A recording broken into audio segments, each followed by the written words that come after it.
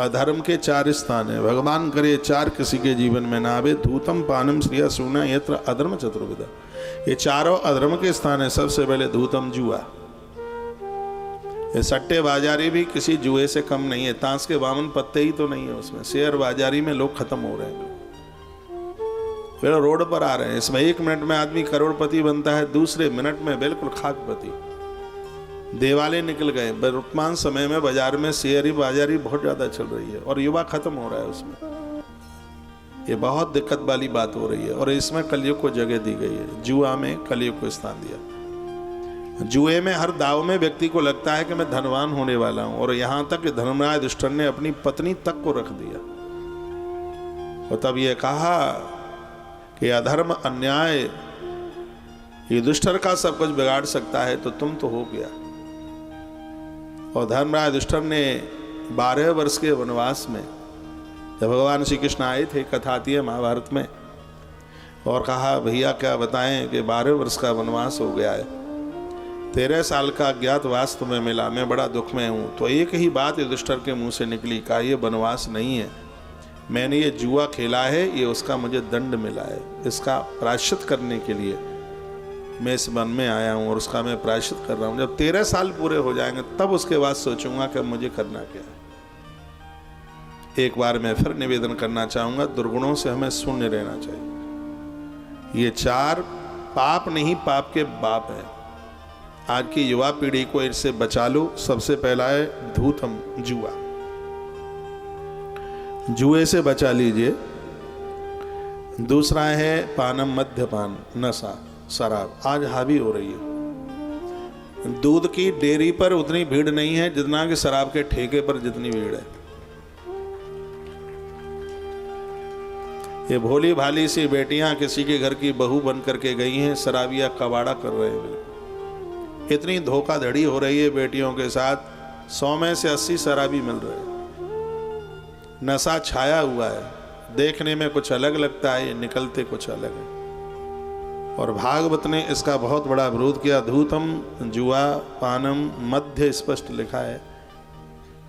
पद्म पुराण में लिखा है पीना तो बहुत है, किसी के घर में शराब की बोतल भी मिल जाती है, उसकी कई पीढ़ियां, उसके पुरखे फूट फूट करके रोते हैं। ये गलती बिल्कुल कभी भी मत करना। जब धन बढ़ता है तो लोगों में ये दोष चल करके आई जाते हैं। इससे बचाइए इस युवा पीढ़ी को, सब कुछ खत्म हो जाएगा। मैं लोगों के घर जाता हूं तो भगवान को प्रार्थना करता हूं, हे प्रभु कृपा करना, मैं कहीं ऐसे घर में ना घुस रहा हूं जिसके घर में लोग शराब पीते हैं। मैं भगवान को प्रार्थना करता हूं। कलयुग को स्थान दिया गया। सबसे पहला है जुआ, दूसरा है मद्य, शराब, तीसरा और खतरनाक है पराई नारी का संग। मैं बराबर यह कहता रहता हूं, तुम्हारे पूर्वजों का उद्धार आत्म कल्याण वो स्त्री करेगी जिसके साथ 7 भावरें पड़ी हैं।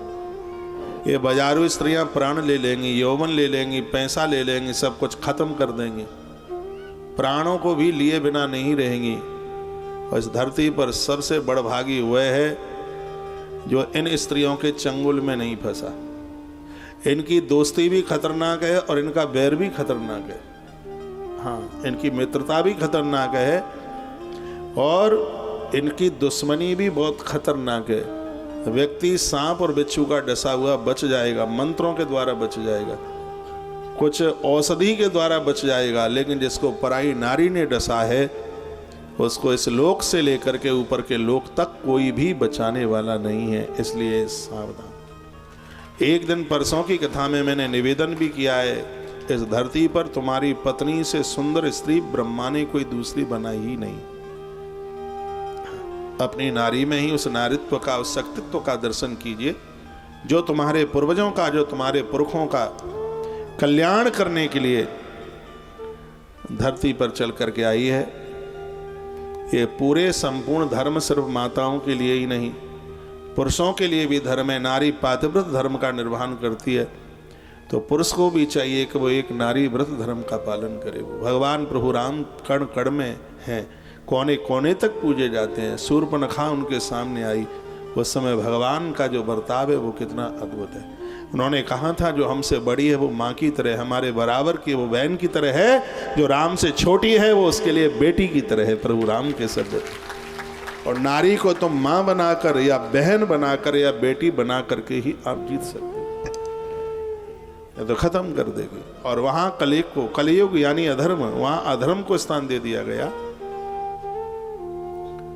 जो स्त्रियां पराये पुरुषों में और जो पुरुष पराई स्त्रियों में फंसे हुए पड़े हैं, ये पाप नहीं, ये पाप का बाप है।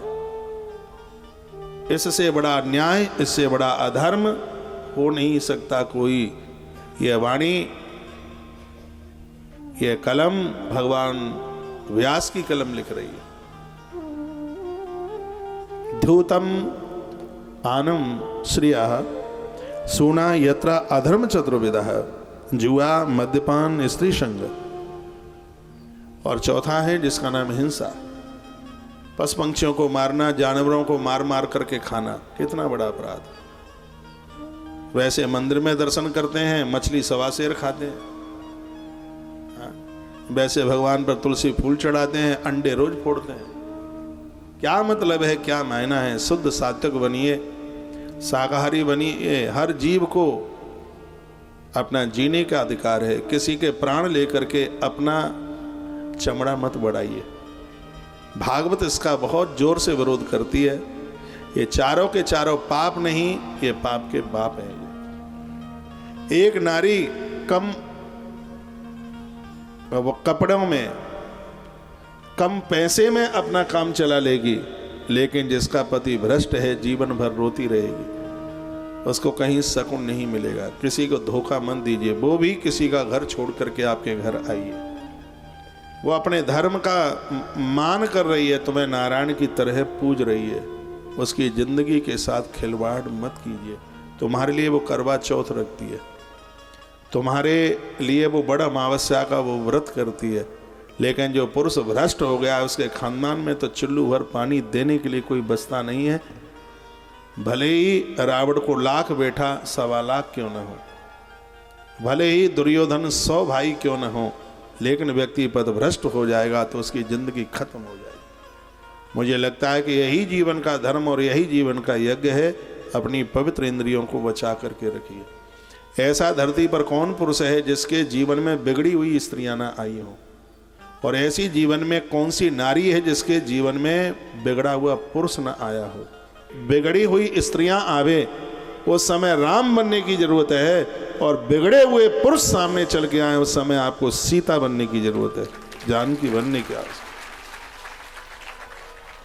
ये कथाएं हमें अपने धर्म पर ही तो चलना सिखाती है। मासूम बच्चे, उनको संस्कार डालिए, उनकी जिंदगी के साथ कोई खिलवाड़ ना हो जाए।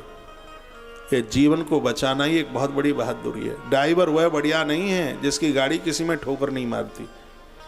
ड्राइवर तो वो बढ़िया है कि आगे कोई पेड़ है, आगे कोई दीवार है, अपनी गाड़ी को स्टीयरिंग मोड़ करके बचा करके लेकर के चला जाए। जीवन में बहुत पेड़ रास्ते में मिलेंगे, बहुत दीवारें मिलेंगी, लेकिन बढ़िया वाला ड्राइवर बनिए और अपनी ज़िंदगी की गाड़ी को यहाँ से कट मार करके बचा करके ले करके चले जाइए। यही तुम्हारी योग्यता है, यही तुम्हारी महिमा है। इन बिगड़े हुए लोगों से अपने आप को सुरक्षित रखिए, इनसे अपने आप को बचाइए, नहीं तो कलयुग हावी हो जाएगा।